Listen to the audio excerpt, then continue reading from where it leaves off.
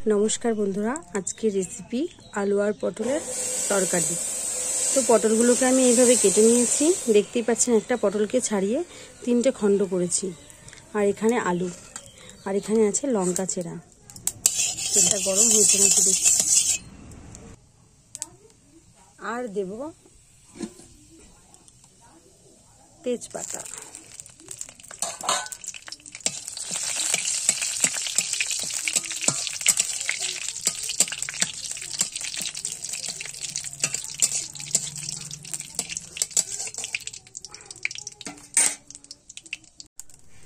तेल गरम हो गेছে, আমি তেলের মধ্যে দিয়ে দেব সামান্য পরিমাণে একটু নুন। নুন দেওয়ার পর আমি কাটা পটলগুলো দিয়ে দিচ্ছি। পটলগুলোকে আমি ভালোভাবে ভেজে নেব, লাল লাল করে ভেজে নেব।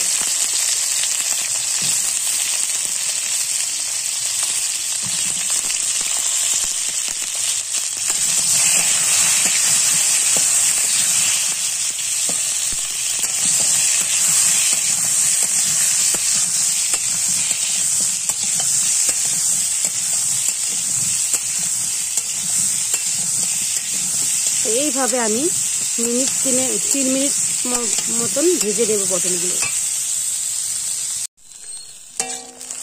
পটলগুলো লাল লাল করে ভাজা হয়ে গেছে, এবার আমি তুলে নিচ্ছি।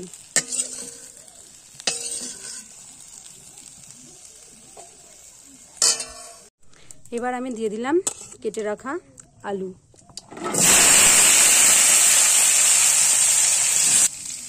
চেরা কাঁচা লঙ্কা,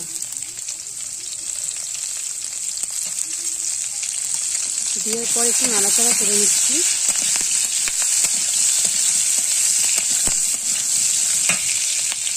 এবার দিয়ে দেব স্বাদ মতো নুন।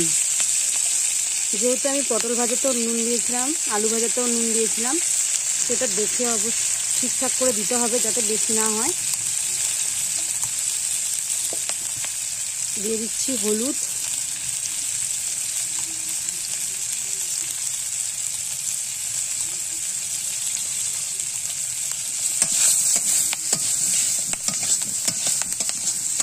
এবার একটু কষিয়ে নেব।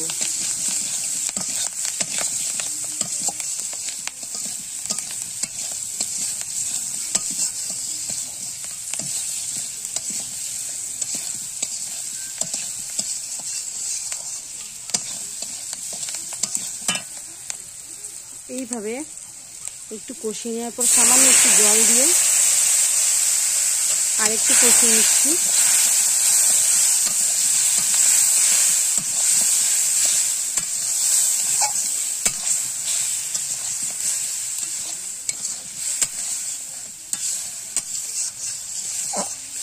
মানে কষানোর মধ্যেই আলু 80% সিদ্ধ হয়ে গেছে।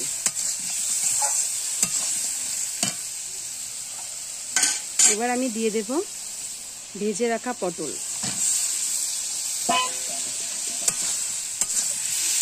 এবার আলু আর পটলটাকে একটু ভালোভাবে কষিয়ে নেব।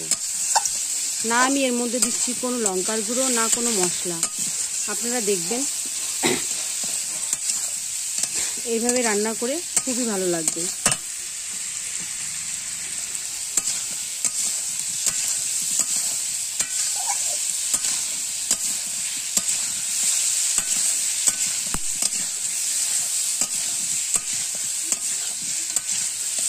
এইভাবে কষানো হয়ে গেছে, এবার আমি দিয়ে দেব পরিমাণ মতো জল।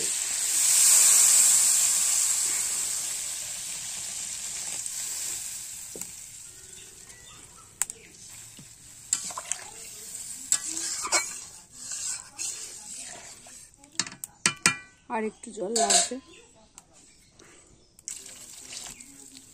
পরিমাণ মতো জল দিয়ে দিয়েছি। এবার আমি ঢেকে দেব, ঢেকে দিয়ে জাল দেব। ঢাকনাটা খুলে নেওয়ার পর এবার আমি এর মধ্যে দিয়ে দেব